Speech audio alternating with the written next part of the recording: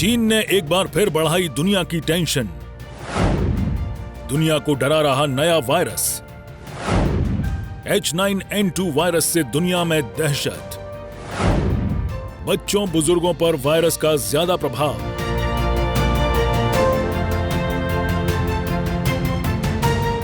चीन ने एक बार फिर दुनिया की टेंशन बढ़ा दी है। चीन में रोजाना हजारों की संख्या में बच्चे और बुजुर्ग बीमार हो रहे हैं। ये बीमारी H9N2 वायरस के कारण फैल रही है। चीन का दावा है कि सामान्य निमोनिया जैसी बीमारी का प्रकोप है और ये सर्दियों के मौसम में प्रभाव दिखा रहा है। बच्चों के फेफड़ों में सूजन, सांस लेने में दिक्कत और खांसी, तेज बुखार की शिकायत देखने को मिल रही है। दरअसल चीन के उत्तर पूर्वी इलाके में लियोनिंग प्रांत के बच्चों में रहस्यमयी बीमारी फैल रही है। इसे निमोनिया के लक्षणों से जोड़ा जा रहा है, लेकिन कुछ लक्षण निमोनिया से बिल्कुल अलग हैं। इस संक्रमण से सबसे ज्यादा बच्चे बुजुर्ग चीन में बीमार हो रहे हैं। वायरस से निमोनिया की तरह बीमारी होती है। खांसी, बुखार, फेफड़ों में सूजन के लक्षण देखे जा सकते हैं। बलगम, ठंड लगना, छाती में दर्द, थकान भी इस वायरस के लक्षण हैं। सांस संबंधी मरीजों के बढ़ने की आशंका है। एंटीबायोटिक्स, एंटीवायरल और एंटी फंगल दवाओं की मदद से इलाज। संक्रमण से ठीक होने में हफ्ते से लेकर महीने का समय लग सकता है। चीन ने जो डेटा दिया है उससे पता चलता है कि सांस संबंधी बीमारियों के ताजा मामले माइकोप्लाज्मा निमोनिया जैसे मरीजों के साथ साथ कोविड प्रतिबंधों को हटाने से जुड़े थे। यह एक सामान्य जीवाणु संक्रमण है जो आमतौर पर बच्चों को प्रभावित करता है और इस साल मई से बीजिंग और लियाओनिंग प्रांत में फैल रहा है। चीन का कहना है कि सांस की बीमारियों के मरीजों के बढ़ने के पीछे कोई नया वायरस नहीं है। इसके पीछे किसी भी असामान्य या नए रोगजनक का पता नहीं चला है। चीन ने सर्दियों के आगमन के साथ सांस की बीमारी में बढ़ोतरी को पिछले साल दिसंबर में हटाए गए सख्त कोरोना प्रतिबंधों से भी जोड़ा है। ये वायरस पोल्ट्री फार्म में सबसे ज्यादा फैलता है।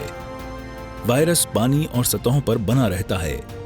वायरस संक्रमित पक्षियों और दूषित वातावरण से सीधा संपर्क करता है। बच्चों में इम्यूनिटी की कमी के कारण बीमार करता है।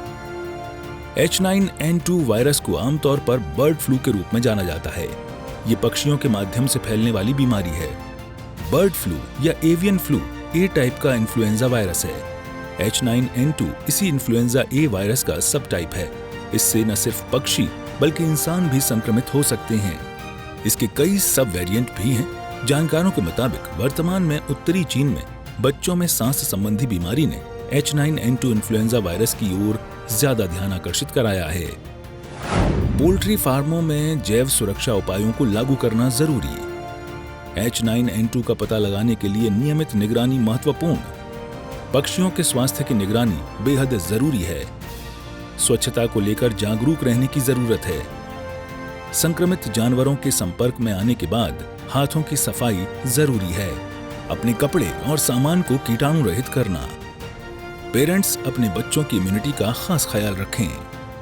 भारतीय केंद्रीय स्वास्थ्य मंत्रालय का कहना है कि उत्तरी चीन में बच्चों में H9N2 मामलों और श्वसन संबंधी बीमारी के फैलने के मामलों की बारीकी से निगरानी की जा रही है। चीन से रिपोर्ट किए गए एवियन इन्फ्लुएंजा के मामलों के साथ साथ सांस संबंधी बीमारी से भारत को कम जोखिम है। WHO को अब तक रिपोर्ट किए गए H9N2 के मामलों में कम मृत्यु दर का संकेत दिया गया है। कोरोना के प्रकोप के बाद दुनिया दहशत में है। कोरोना के प्रकोप के कारण कई लोगों ने अपनों को खोया है। ऐसे में दिन प्रतिदिन बदल रहे वातावरण के साथ नए नए तरह के वायरस लोगों को बीमार कर उनके शरीर को अंदर से खोखला कर रही हैं। ऐसे में इन वायरसों से बचने के लिए स्वच्छता, जागरूकता और समय समय पर मेडिकल चेकअप कराने की और ध्यान देने की जरूरत है। ब्यूरो रिपोर्ट, सूर्या समाचार।